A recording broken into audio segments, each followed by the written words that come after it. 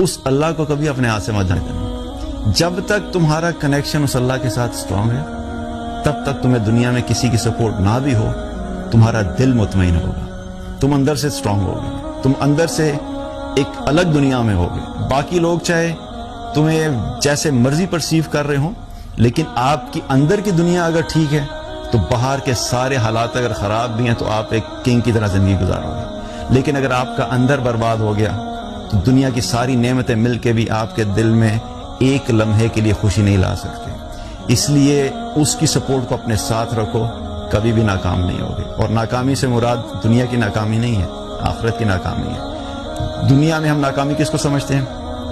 पैसा नहीं मिला तो नाकाम हो गए, जॉब नहीं अच्छी नहीं हुई तो नाकाम हो गए, गाड़ी नहीं मिली तो नाकाम हो गए, मर्जी का रिश्ता नहीं मिला तो नाकाम हो गए। इसी को नाकामी समझते हैं। ये कोई नाकामी नहीं है।